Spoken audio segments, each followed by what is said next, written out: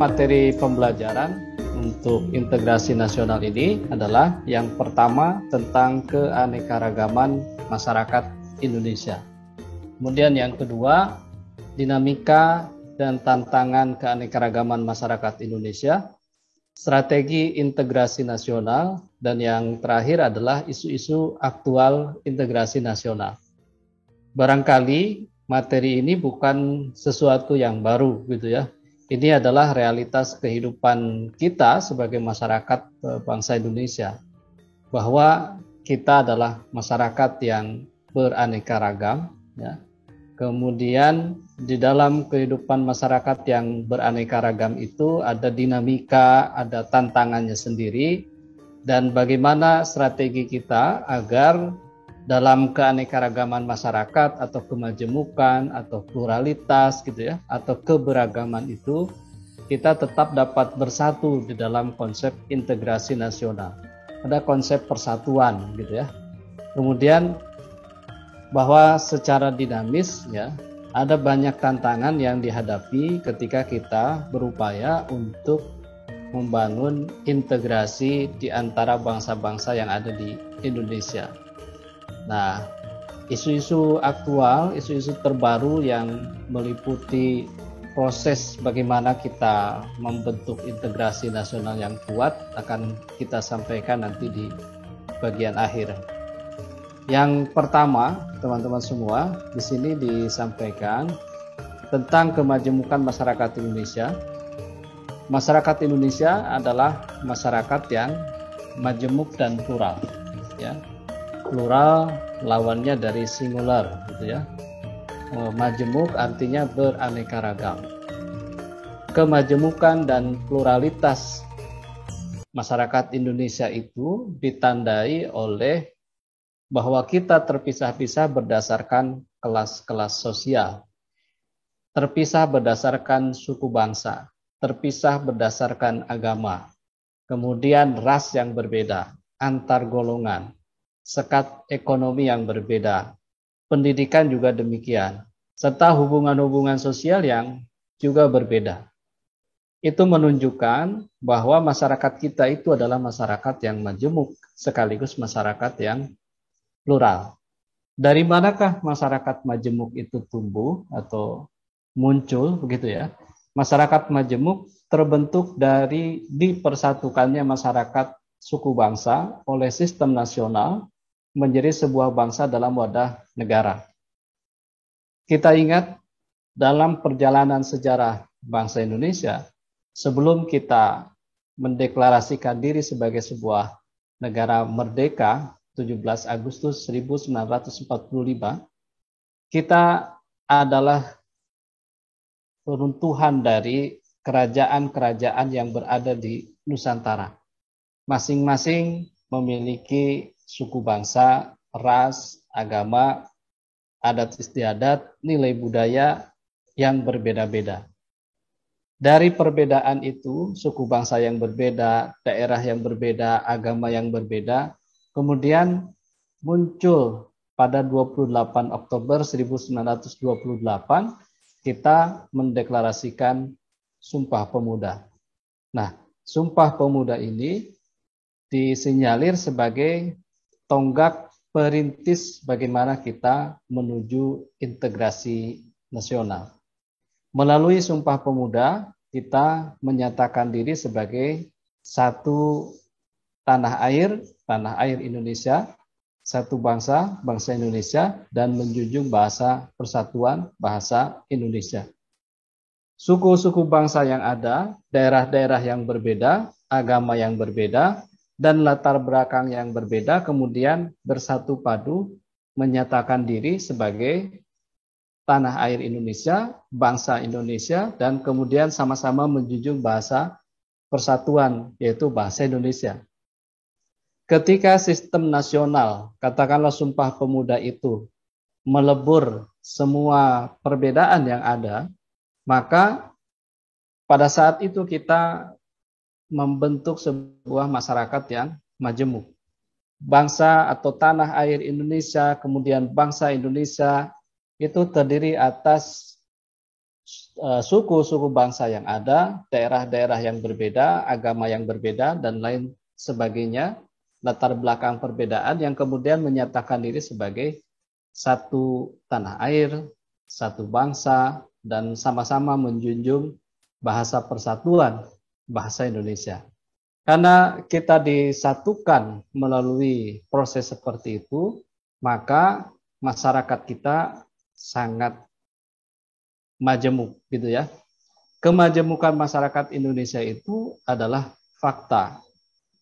Memang nyatanya demikian, realitasnya demikian. Sejak awal, sebelum bangsa kita berdiri sebagai sebuah negara merdeka, kita memang sudah menjadi bangsa yang majemuk. Jadi kemajemukan bukanlah masalah, tetapi kemajemukan adalah fakta yang ada di Indonesia. Kemudian kemajemukan itu tidak berhenti hanya di Sumpah Pemuda. Sebab 17 Agustus 1945 kita benar-benar menyatakan diri membentuk sebuah negara merdeka melalui proklamasi kemerdekaan. 17 Agustus 1945 berdirilah sebuah negara kebangsaan Indonesia modern, yaitu Negara Kesatuan Republik Indonesia. Baik, berikutnya karakteristik dari masyarakat majemuk. Ya. Ini seorang ahli Vandenberg menyampaikan bahwa masyarakat majemuk itu biasanya ditandai oleh terjadinya segmentasi, ya, pemisahan ke dalam bentuk kelompok-kelompok yang seringkali memiliki subkebudayaan yang berbeda satu sama lain. Pasti akan terjadi pengelompokan tertentu. Pengelompokan berdasarkan agama, pengelompokan berdasarkan suku bangsa, pengelompokan berdasarkan daerah asal, pengelompokan berdasarkan ras, dan lain sebagainya. Itu segmentasi, ya, pemisahan, pengelompokan pada kelompok-kelompok tertentu. Biasanya kita akan cenderung berkelompok dengan orang-orang atau dengan mereka yang memiliki ciri atau memiliki kesamaan dengan diri kita sendiri. Itu yang pertama. Masyarakat majemuk ditandai oleh adanya segmentasi dalam bentuk kelompok-kelompok yang masing-masing kelompok itu memiliki subkebudayaan yang berbeda satu sama lain. Kemudian yang kedua, masyarakat majemuk memiliki struktur sosial yang terbagi ke dalam lembaga-lembaga yang bersifat non-komplementer. Jadi lembaga-lembaga yang bukan sebagai pelengkap, tapi memang dia lembaga-lembaga sendiri, ya. Di dalam kehidupan masyarakat ada struktur sosial, ya, yang didasarkan pada latar belakang yang berbeda tadi. Ya. Kemudian yang ketiga, di dalam masyarakat majemuk kurang mengembangkan konsensus di antara para anggotanya terhadap nilai-nilai yang bersifat dasar. Kurang mengembangkan konsensus itu artinya kurang mengembangkan kesepakatan bersama di antara para anggota terhadap nilai yang bersifat dasar. Ya, memang konsekuensi dari sebuah masyarakat majemuk. Masing-masing punya pemikiran, masing-masing punya latar belakang, masing-masing punya pandangan yang berbeda-beda, yang seringkali sulit untuk dikembangkan konsensus atau kesepakatan bersama. Ya, jangan jauh-jauh, kemarin saja kita merayakan Idul Adha. Ya, pemerintah menetapkan tanggal 10 Zulhijjah itu jatuh pada tanggal 10 Juli, hari Minggu. Sementara Muhammadiyah, kemudian organisasi-organisasi yang lainnya, ada yang telah menetapkan tanggal 9 Juli. Ya, 9 Juli sebagai tanggal 10 Zulhijjah. Ini adalah keputusan yang didasarkan pada latar belakang pemikiran, latar belakang pandangan, cara berpikir, begitu ya, berdasarkan dalil-dalil, nas-nas tertentu yang memang agak susah disepakati untuk oke lah untuk satu Indonesia kita sepakati satu keputusan bersama karena masing-masing berada atau mempertahankan pandangannya sendiri-sendiri. Jadi kurang mengembangkan konsensus dalam beberapa hal. Ini juga terjadi di masyarakat bangsa Indonesia. Kemudian secara relatif seringkali mengalami konflik di antara kelompok yang satu dengan kelompok yang lainnya. Jadi bahwa realitas kemajemukan itu adalah fakta, di dalam kemajemukan itu seringkali terjadi konflik. Konflik karena perbedaan agama, konflik karena perbedaan suku bangsa, konflik karena perbedaan ras, gitu ya, karena perbedaan budaya dan lain sebagainya. Ya, sampai hari ini masih terjadi konflik-konflik yang didorong oleh perbedaan-perbedaan itu, gitu ya. Bahkan karena satu kesamaan itu kemudian melahirkan perjuangan yang sama, gitu ya, melahirkan perbuatan atau tindakan yang sama. Contoh saja apa yang baru-baru ini terjadi di Babarsari misalkan, gitu ya. Ada kelompok yang kemudian bersatu menyerang kelompok yang lainnya yang dipicu oleh adanya konflik atau adanya pertentangan sebelumnya. Kemudian secara relatif integrasi sosial, ya, bersatunya kehidupan sosial itu tumbuh di atas paksaan atau coercion dan saling ketergantungan dalam bidang ekonomi. Jadi integrasi kita bersatu itu kata Van der Berg itu dipaksa gitu ya. Nah, apakah ini terjadi di Indonesia atau tidak? Teman-teman bisa menganalisis apakah kita bersatu sebagai bangsa Indonesia ini atas dasar paksaan atau lahir dari kesepakatan bersama, ya. Nah, kemudian yang terakhir adanya dominasi politik oleh suatu kelompok atas kelompok-kelompok yang lain, ya. Ada kelompok mayoritas, ada kelompok minoritas. Dalam kehidupan politik ada kelompok yang dia dominan, selalu mendapatkan suara terbanyak gitu dari para pemilihnya. Dan karena itu dia merasa menjadi kelompok mayoritas dalam kehidupan politik, gitu ya. Karena dia menjadi mayoritas, maka dia dominan dalam urusan politik. Nah, karakteristik masyarakat majemuk yang dikemukakan oleh Pierre L. Van den Berg ini tidak semestinya sesuai dengan kondisi masyarakat bangsa Indonesia. Karena tadi ya, bahwa terjadi segmentasi, ya, struktur sosial yang terbagi-bagi ke dalam lembaga yang bersifat non-komplementer, ya, terjadi di masyarakat kita. Kurang mengembangkan konsensus, beberapa kasus terjadi.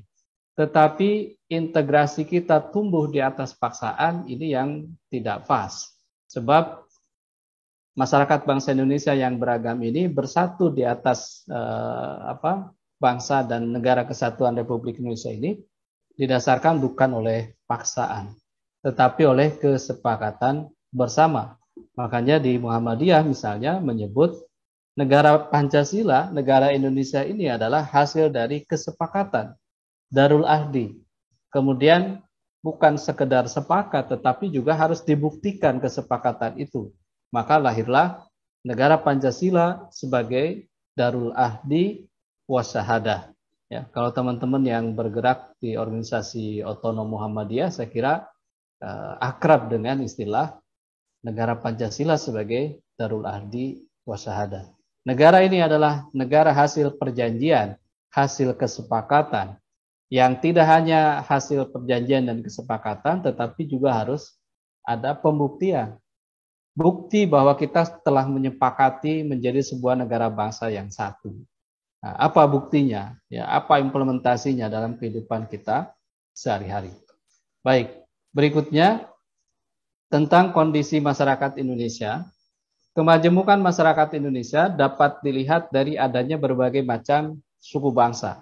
Ya, ada seorang antropolog mengidentifikasi lebih dari 200 suku bangsa yang ada di Indonesia, ya, yang terbentang dari Sabang sampai Merauke. Bahkan semakin ke timur, misalkan ke Papua, dari satu distrik ke distrik yang lainnya boleh jadi dia memiliki bahasa yang berbeda, ya, bahasa yang berbeda yang itu menunjukkan bahwa satu distrik tertentu dengan distrik yang lainnya bisa dikelompokkan sebagai satu suku bangsa yang berbeda. Jadi ini fakta, ya. Tanda atau ciri yang menandai kemajemukan masyarakat Indonesia itu adalah berbagai macam suku bangsa. Keberagaman tersebut terutama disebabkan oleh keadaan geografis. Dalam kajian tentang wawasan Nusantara, kita sudah mengenal bahwa dari Sabang sampai Merauke itu, ya, di secara geografis, ya, disatukan oleh lautan-lautan, ya. Karena yang menyatukannya adalah lautan, maka yang ada di daratan tumbuh dengan budayanya sendiri-sendiri, ya.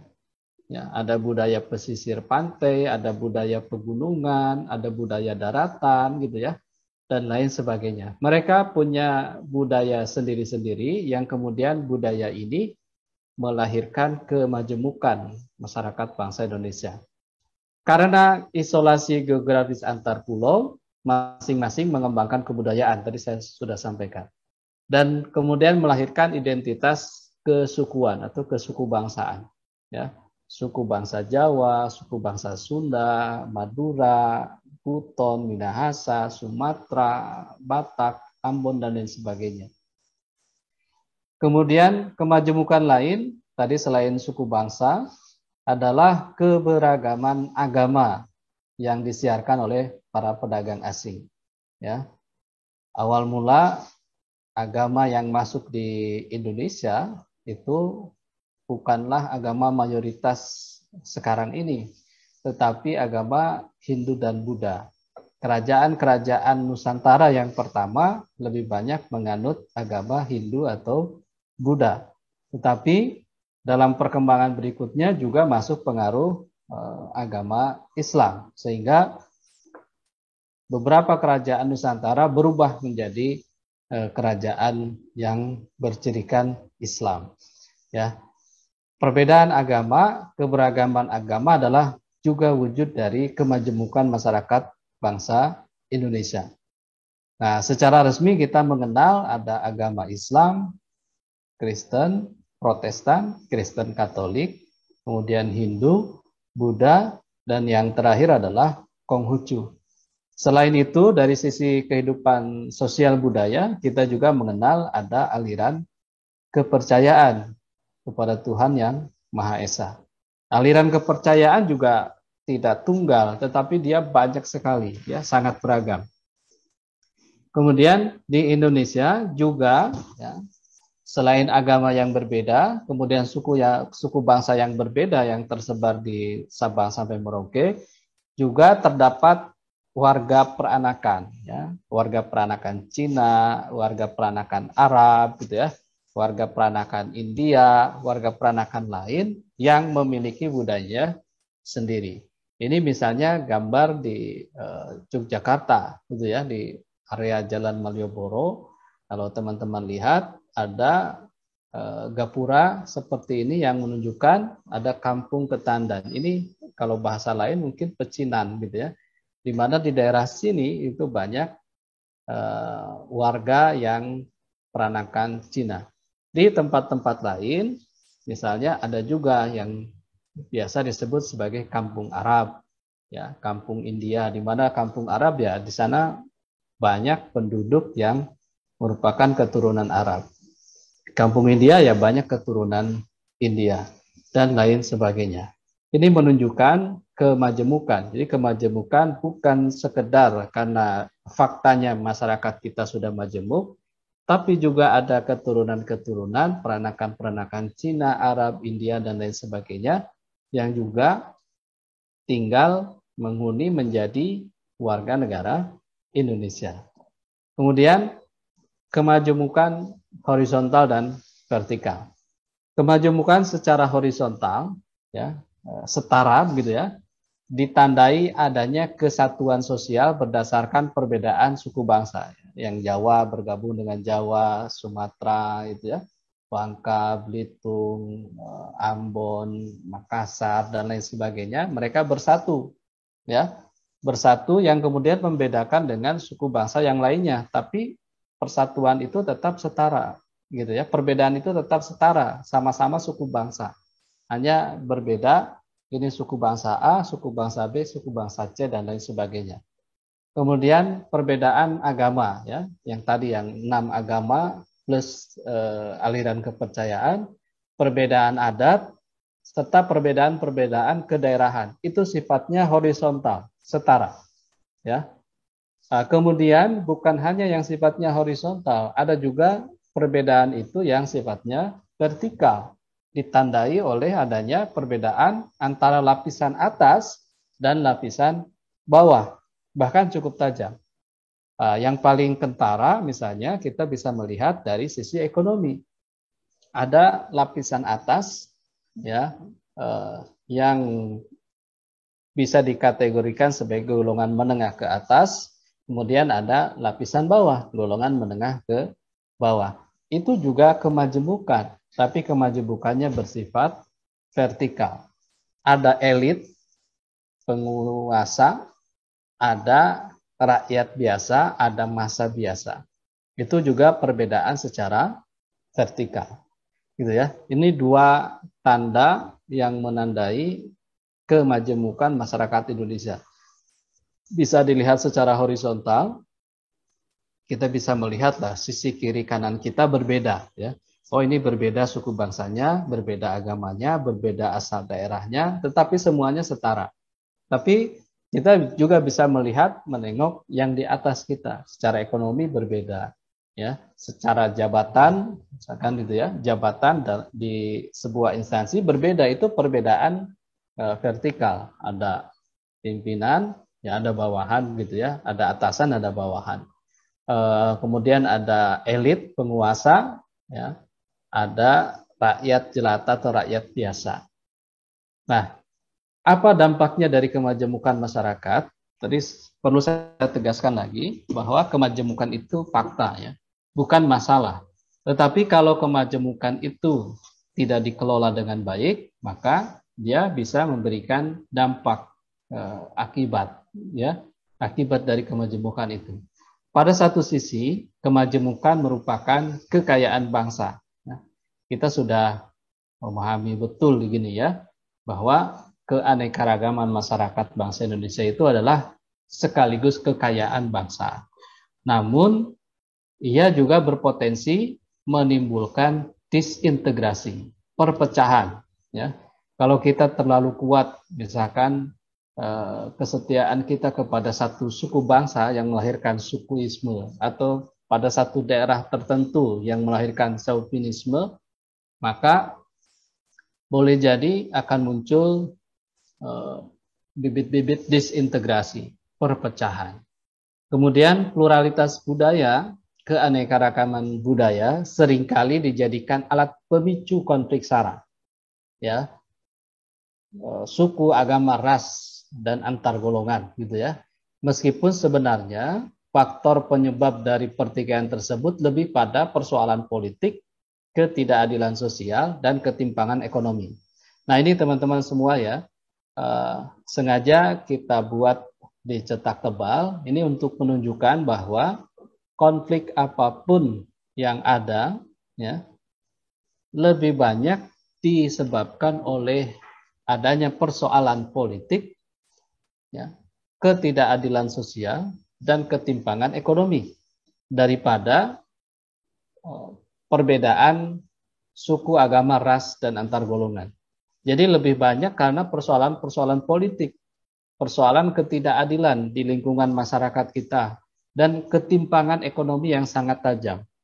Itu yang biasanya menjadi pemicu utama terjadinya konflik di dalam masyarakat majemuk kita.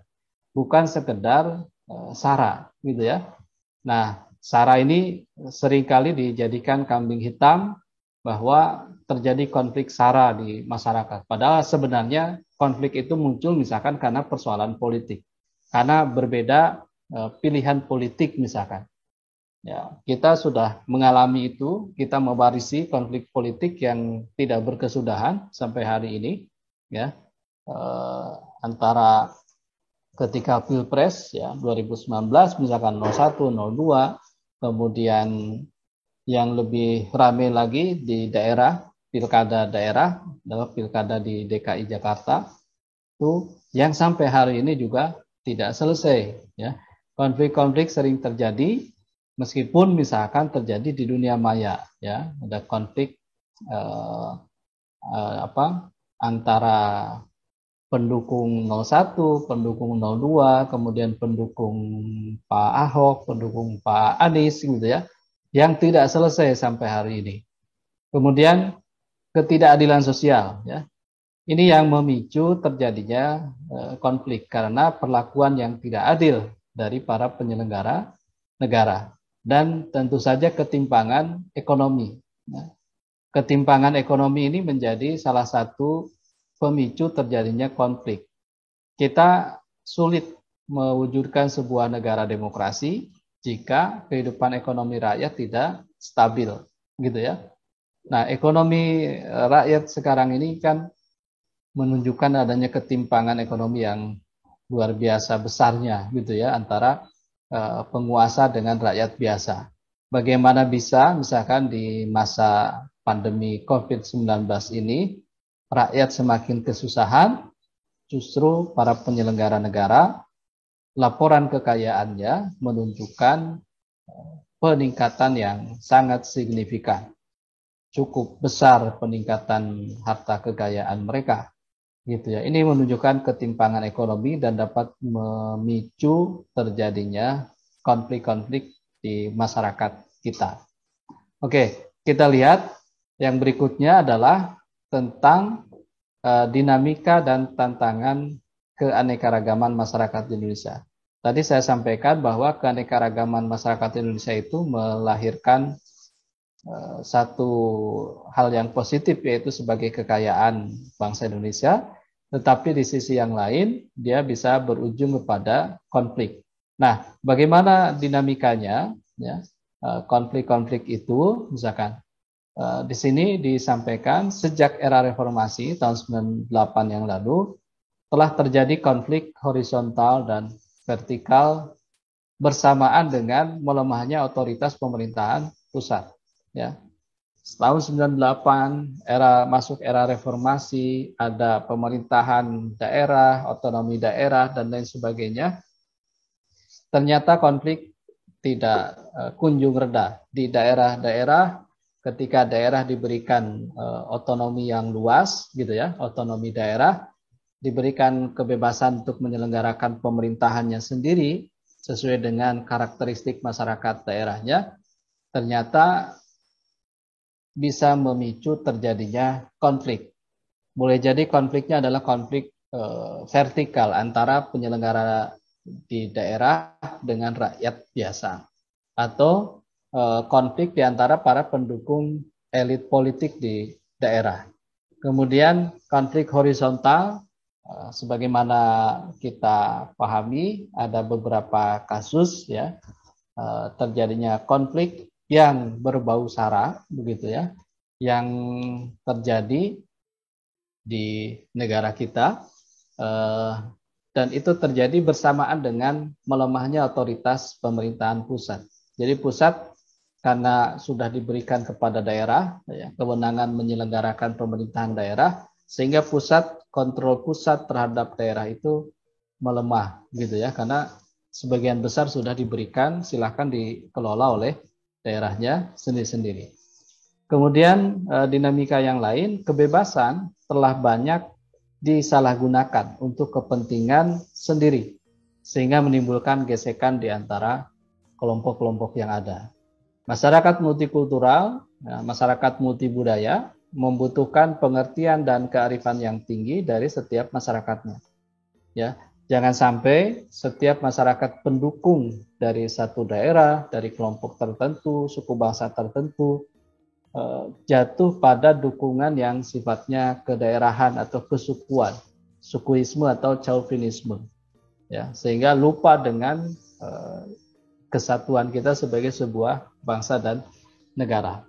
Kondisi masyarakat yang multikultural juga harus disertai dengan kebijakan yang tidak hanya memihak pada golongan mayoritas.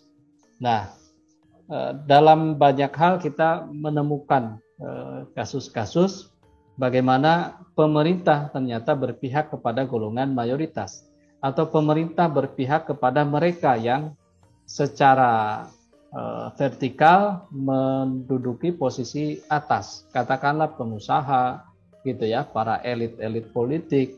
Pemerintah lebih berpihak kepada mereka, ya, kepada pengusaha, kepada elit politik dibandingkan dengan kepada rakyat, gitu ya.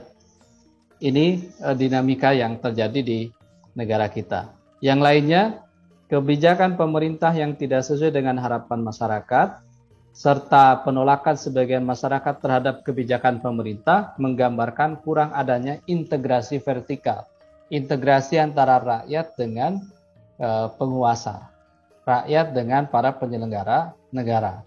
Ya, kebijakan-kebijakan penguasa, kebijakan penyelenggara negara ditolak oleh rakyatnya sendiri karena tidak sesuai dengan harapan masyarakat. Nah, itu menunjukkan kurang adanya integrasi, ya, persatuan secara vertikal antara rakyat dengan penguasa. Ya, beberapa hari lalu misalkan di media diberitakan Presiden Sri Lanka misalkan kabur melarikan diri lewat kapal perang untuk menghindari amukan dari massa, yaitu dari rakyat. Itu menunjukkan tidak ada integrasi vertikal antara presiden dengan rakyatnya, karena kebijakan-kebijakan presiden sudah tidak sesuai dengan harapan masyarakat. Ya. Kemudian tidak ada kebijakan yang dapat memuaskan seluruh masyarakat, tetapi setidaknya dapat memenuhi harapan sebagian besar warga masyarakat. Ini sering disampaikan oleh para penyelenggara negara, ya, oleh elit-elit politik, bahwa kebijakan keputusan pemerintah itu kan tidak mungkin bisa memuaskan seluruh masyarakat. Sebaik apapun kebijakan, pasti ada yang kontra. Ya. Sebaik apapun kebijakan, pasti ada yang tidak menerima. Nah, tetapi yang terpenting adalah kebijakan itu sebagian besar dapat memenuhi harapan warga masyarakat. Warga masyarakat secara umum, bukan warga masyarakat khusus, kelompok-kelompok tertentu saja. Kerjasama antara kelompok, kemudian kesediaan hidup berdampingan secara damai, dan saling menghargai perbedaan adalah tanda adanya integrasi horizontal. Kalau tadi hubungan yang baik antara rakyat dengan penguasa itu integrasi vertikal, kemudian kerjasama antar kelompok yang ada, kesediaan kita untuk hidup berdampingan dengan orang yang berbeda dengan kita secara damai, dan saling menghargai perbedaan di antara kita, itu adalah tanda adanya integrasi secara horizontal yang setara tadi.